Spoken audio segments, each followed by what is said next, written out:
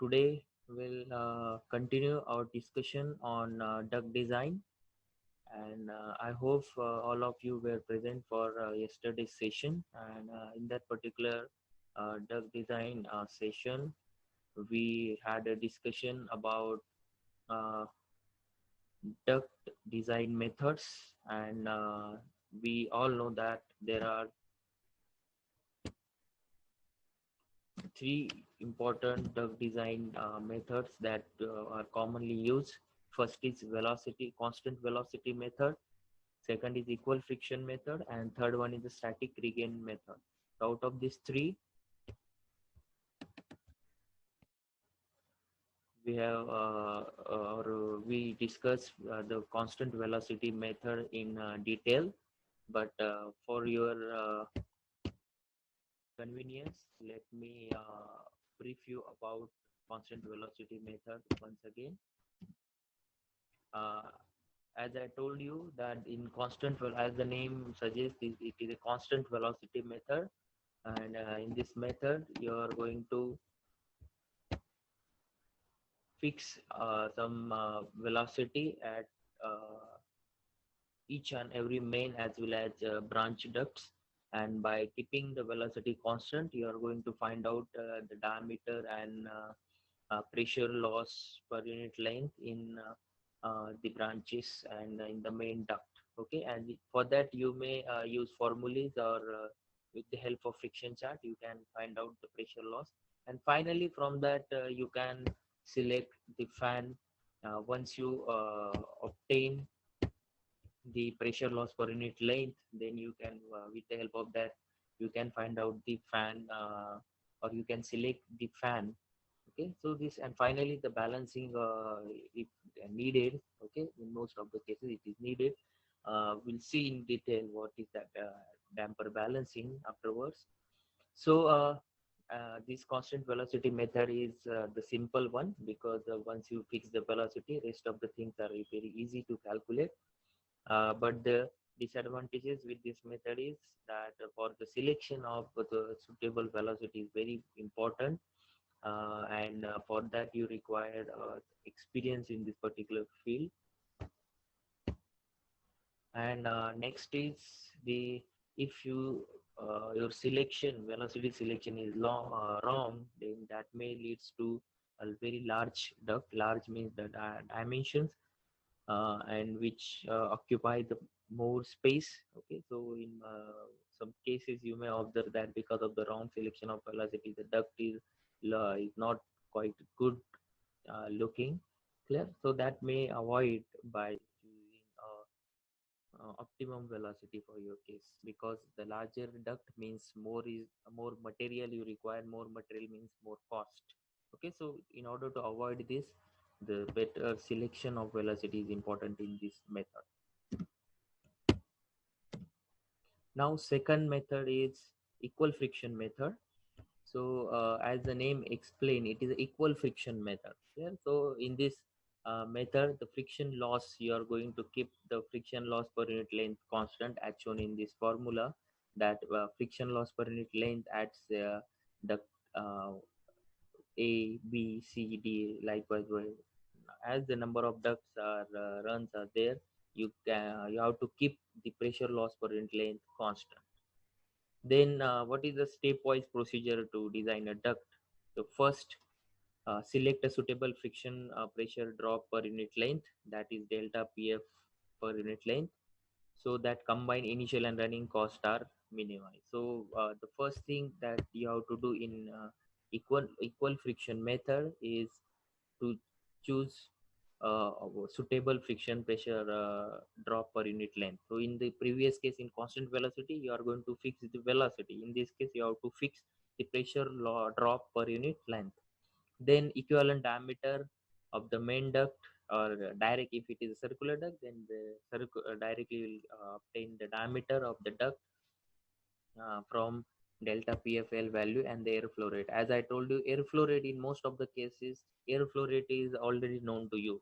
It depends on, suppose it is your uh, household requirement, or if it is the industrial load, restaurant, hotel, commercial buildings, you already know how much air needs to flow in your room, and that we have already calculated in the case of psychrometric calculations. From that you will get airflow rate, and we have fixed the delta pf by l, which is the pressure drop per unit length. So with the help of these two, okay, you can find out the rest of the thing, okay, which is the velocity and fan. Okay, so as I told you, if you delta p by l is known to you, q is known to you, you can find out diameter. And after then the frictional pressure drop current length is same for all the duct. Then you can apply this formula to each and every section or each and every duct. And if duct are rectangular, then you have to fix the aspect ratio by fixing the aspect ratio, that is a by b. By fixing that aspect ratio, you can find out the dimensions. Okay, that aspect ratio is most of the cases depends on the building design. Clear? And velocity of duct you can obtain easily with the help of volume flow rate. Volume flow rate is known to you, cross sectional area. Once you obtain after, by using this formula, you can easily calculate the velocity. Okay, and once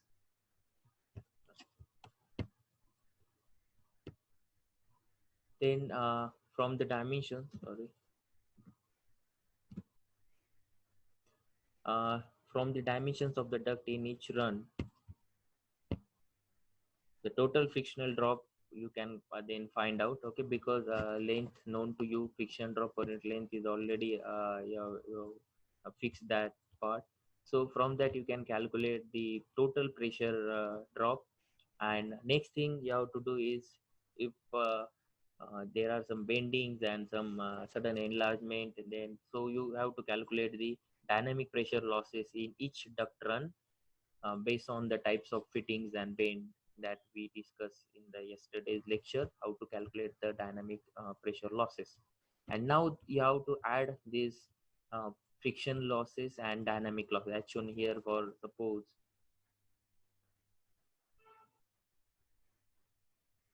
so as shown in this formula, so total pressure drop is nothing but the frictional loss at duct A plus dynamic losses at B, sorry, A.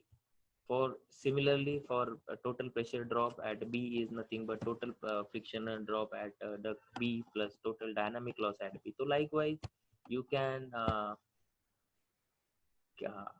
find out the pressure drop in each and every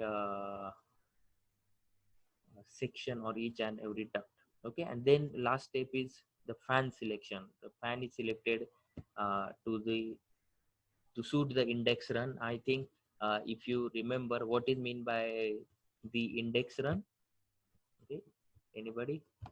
What is mean by index run? It is written that the final step is fan is selected to suit the index run. Okay, so what is mean by index run? So index run, as I told you in the previous lecture, that index run is nothing but it is the longest duct with the highest pressure loss. Okay, or you may say it is the duct with highest pressure loss, or in most of the cases it is the longest duct.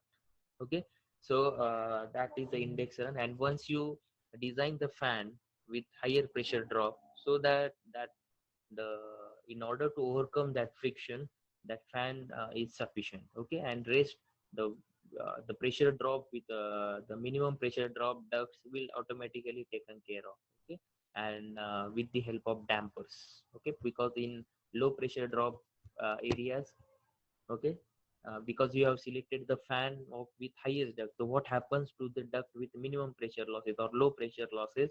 So there you have to artificially create some pressure drop with the help of damper is nothing but the opening and closing of the duct. You can employ one butterfly type wall there. That butterfly wall acts as a damper, and which will control the flow rate of air. By obstructing the flow of the air, you are creating the pressure. Okay, so that extra air that will flow through the duct with minimum pressure loss is you can stop with the help of damper. Okay, so this is the equal friction method. And so advantage is, again, it is a simple and most widely used conventional method, and it yields better design than velocity method, uh, because of available pressure drop is dissipated as a friction in the duct run rather than imbalance in duct. So this method is suitable when ducts are not too long, and it can be used for both supply and return ducts. So generally this method is why it is quite popular, because for small duct runs this method is quite useful. And however, similar to velocity method, equal friction method also require partial closure of dampers, that I've discussed that, because your selection of fan is based on index run. So low friction ducts may face some problem of short circuiting of the air, means extra air flows through the small, minimum uh, pressure drop ducts. So that you have to avoid with the help of by putting damper, means obstruction in the duct. Okay, and which may create a noise. Okay, so this is the problem, same problem that with the velocity. Mm. So this is the equal friction method, and last method is the static regain method. This is again commonly used for high velocity system with long duct, especially in large system. Okay, so first two methods are for some small and medium duct runs, is quite useful and widely used, and this method is used for very high velocity as well as long duct runs. So in this method, the static pressure is maintained same. Okay. So in the static regain method, the static pressure is maintained same before each and every terminal or branch, and the procedure is uh, as follows. First, velocity in the main duct leaving the fan is selected first. Okay, then velocities in each successive runs are reduced such that the gain in static pressure due to reduction in velocity pressure equals the friction pressure drop in each duct section. Thus, static pressure before each terminal or branch is maintained constant. So, for example, okay, I just make it simple, that as shown in figure, that part of the duct run with two section 1 and 2.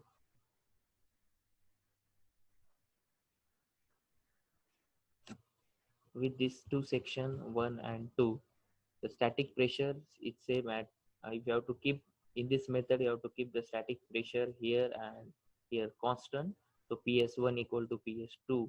Okay, and how to uh, do that? So with, you can have this equation with you, and you can keep the static regain sorry you can keep the static pressure constant by adjusting the velocities.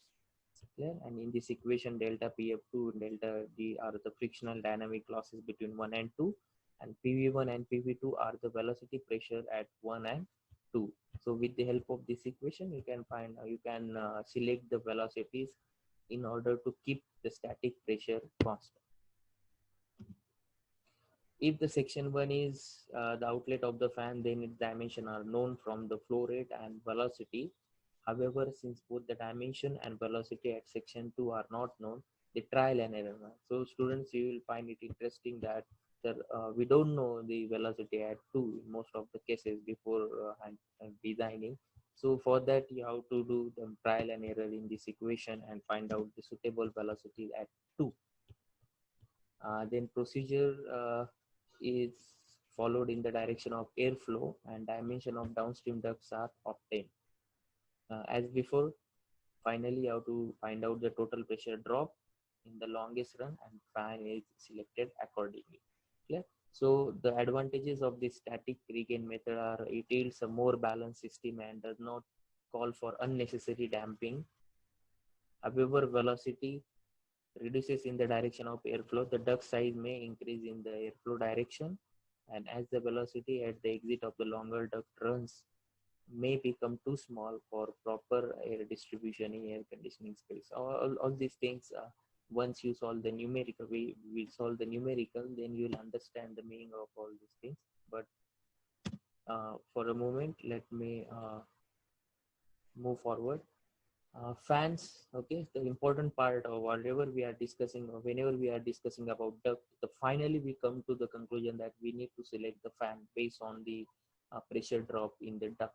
Clear? So fan is very essential and one of the important component of almost all air conditioning systems. And thus the basic understanding of fan performance characteristics is essential in air conditioning. The centrifugal fan is most commonly used in air conditioning system as it is efficiently move large quantities of air over a large range of pressure. As I think you already learned that the advantages of centrifugal fan. So one of the important advantage of centrifugal fan is that it delivers a large quantities of air, which is the requirement of central air conditioners. The operating principle of centrifugal fan is similar to that of centrifugal compressor, as you learn in applied thermodynamics.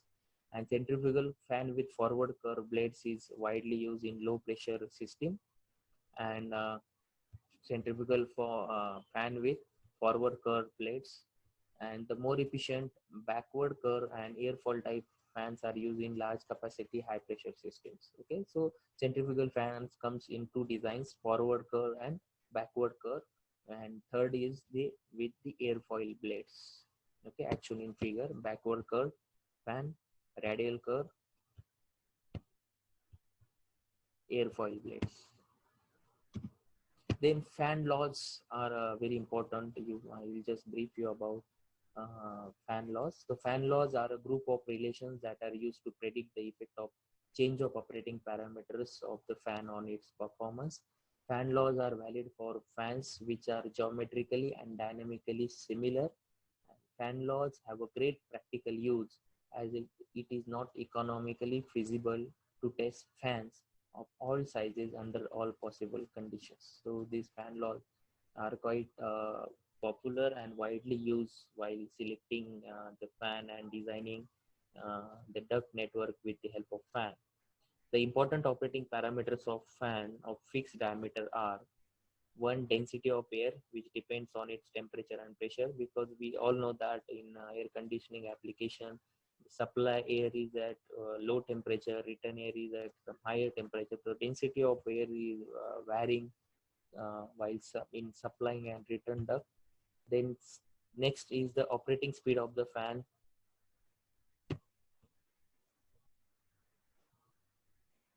Operating speed of the fan is also important, and third one is the size of the fan. Clear? These three parameters are very important, and fan laws actually helps you to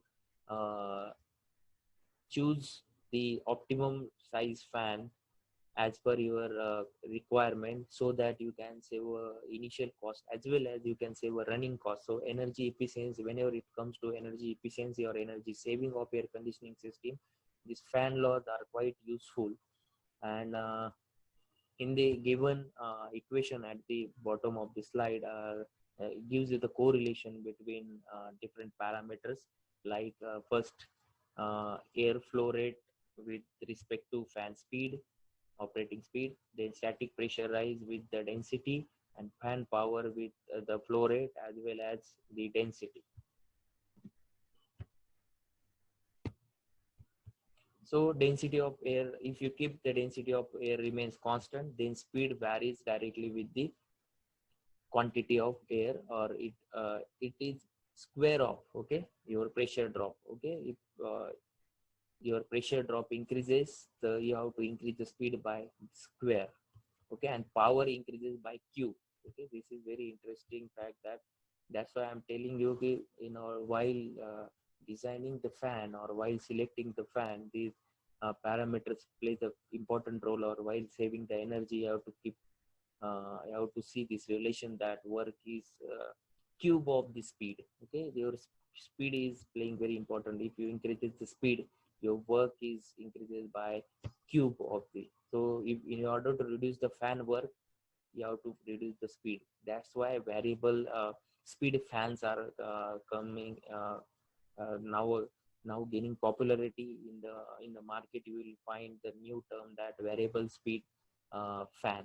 Okay, so this variable speed is because as per your application you can vary the speed, and accordingly you can save the energy. If your air requirement or your fan you doesn't require the 100% loading on the fan, your air requirement goes down, so you can reduce fan speed so that you can save energy. Otherwise, without variable speed arrangement, your fan will consume same power irrespective of the uh, air requirement or your application requirement. So that's why these fan laws are very important, and you have to understood these fan laws while selecting the you must have a knowledge of these fan laws beforehand, so that while designing the duct network or whenever you are using fan for any other applications also, so these fan laws will definitely help you to select the optimum fan and to save the energy as well.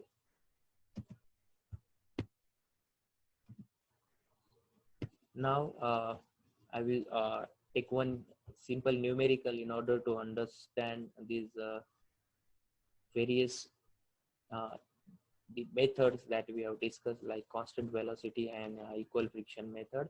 But before that, please drop a message in the chat box whether all of you are with me, and shall I continue? Please drop a message,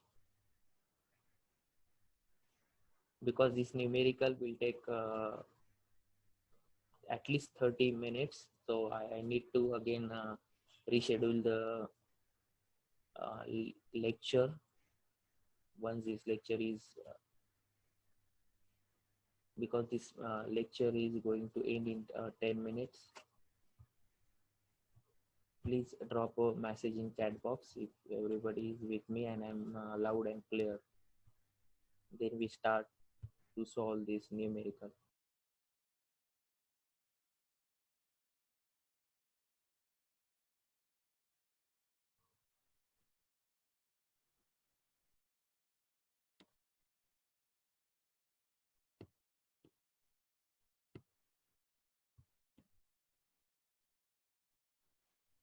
Please leave a message.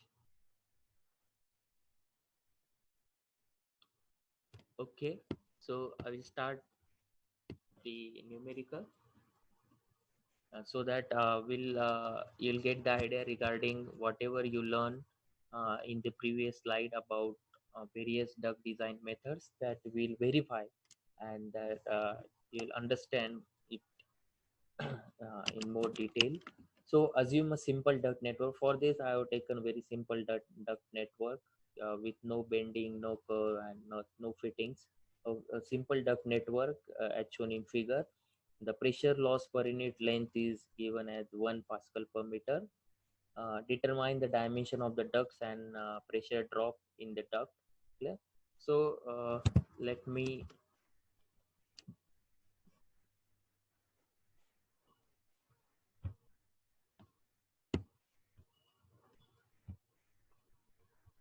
correct this.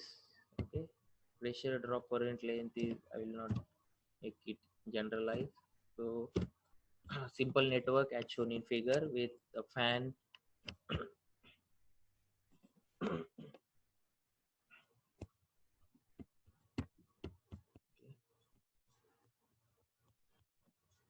fan is given, then the duct with run OD, DB is the first branch, EC is the second branch, and finally A. So uh, you can assume that there are three rooms with B, C, and A as the designation of the respective rooms, and the room A requires 200 meter cube per minute of air. Room C requires 400 meter cube per minute air, and B requires 150 meter cube per minute. And length of the duct is given, which is 10 meter OD.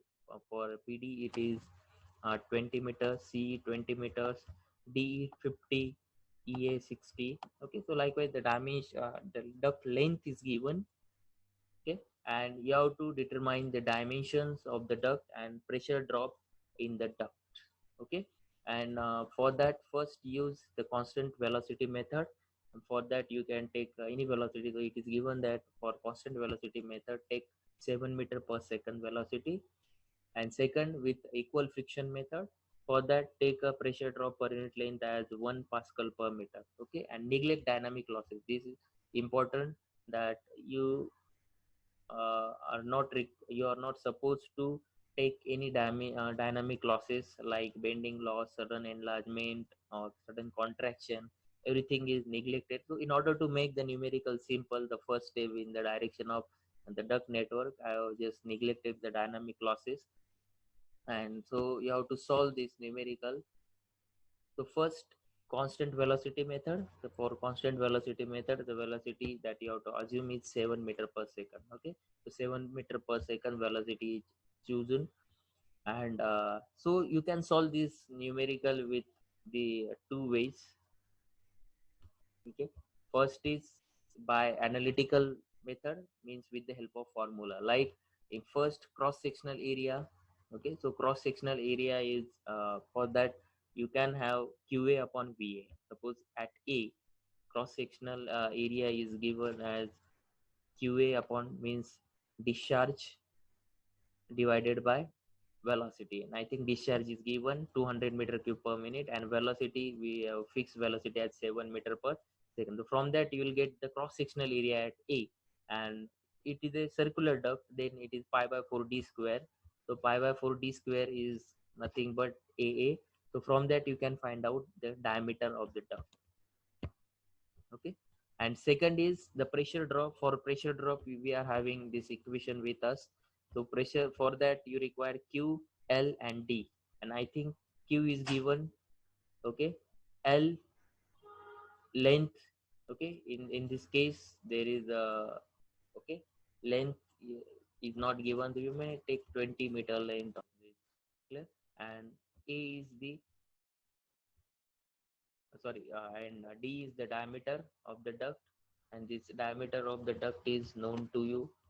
Okay, with from this equation. So from that you can calculate the delta pf, like, so you can apply uh, this pressure drop theory everywhere, not at a. Delta pf is for this section, not for a, because a is the exit point. So delta pf across this each and every section, you have to apply this formula to each and every duct, duct od, duct bd, duct ce, and then summation of the pressure drop at od plus bd plus de plus ce plus ea is nothing but the total pressure drop at in the main duct as well as in the sub branches. Okay, or at the branches. And this addition means total pressure drop will gives you the uh, fan selection, how much fan power you require in order to overcome this pressure drop. Okay, so this is the first analytical method with the help of fan. Second is the graphical method. So in the graphical method is with the use of friction chart. Okay, so this graphical method, as you fix the velocity, and I think if you are aware of the friction chart, I think if you remember this friction chart, I have for this numerical, I have taken this friction chart for round duct from ASHRAE handbook 2013. Okay, and this ASHRAE friction chart is different from that I have discussed in the previous lectures. Okay, so this friction chart is on x-axis quantity, air quantity in liter per second is given, and on y-axis the frictional loss in pascal per meter is given. Duct velocity is given. This inclined downward lines gives you the velocity in meter per second, 90, 80, 70, likewise. Clear? 10, 7, 6, 5, 1, 2. Clear? And duct diameter is given here in mm. Okay, duct diameter 4000, 3000, 2000, 1000 mm. Okay, so quantity, air quantity in liter per second, friction loss in pascal per minute,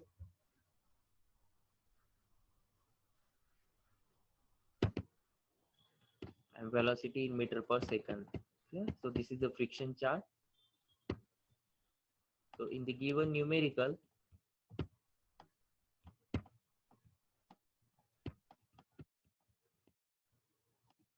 so first with the help of friction chart, I need to find out the dimension of each and every duct. So for example, for first duct OD, so for duct OD, the total discharge is, okay, so how much is the total discharge?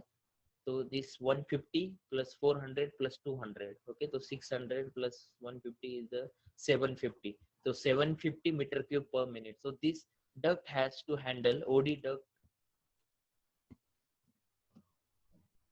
Okay, sorry. So I'm again repeating the thing for duct OD. Okay, how much is the volume of air your duct OD needs to handle, or fan needs to deliver how much air? So that air is nothing but air required at room B plus air required at room C plus air required at room A, means 150 plus 400 plus 200, which comes to be 750 meter cube per minute. And if you convert that 750 meter cube per minute into liters, okay, so 750 into 1000 divided by 60, okay, that comes to be 12,500. Okay, so it is 12,500 liters per second. Okay, all of you are with me now? I am audible or not?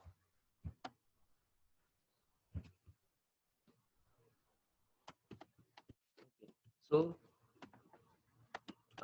OD, this duct has to handle 12,500 liters per second of air, and the velocity, as it is a constant velocity method, and the velocity that we have to fix is given as 7 meter per second. So discharge is known to you and velocity is known to us. So with the help of friction chart, discharge is on x-axis. So discharge is 500, 1000, 2, 5000, 10,000, 20,000. Our discharge is 12,500. So 10,000 and 20,000. So it is 15, and 12,500 comes somewhere here. So 12,500, 12,500 is this line, and velocity is given as 7 meter per second. So these inclined lines are for velocity meter per second. So 7 meter per second is this. I will follow this 7 meter per second, and on the x-axis 12,500. So 12,500, and this, it meets at this point. So this is the point where this 12,500 intersect with the 7 meter per second line. And now diameter corresponding to this is, diameters are these inclined, upward inclined lines. So diameter, this point lies between 12,500 and 1,600. Okay, so I will just, it near about to 1,600. So take it as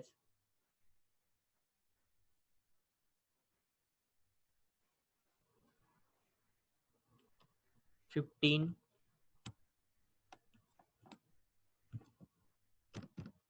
mm, or that comes to be 1.5 meter. And pressure drop per unit length,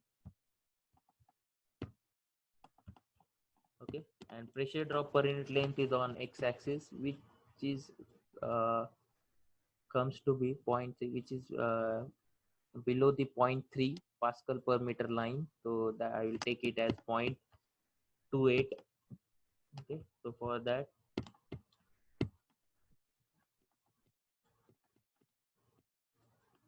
I take the diameter as 1550 mm, and pressure drop per unit length as 0.28 Pascal per meter. Okay, so students, only 1 minute left.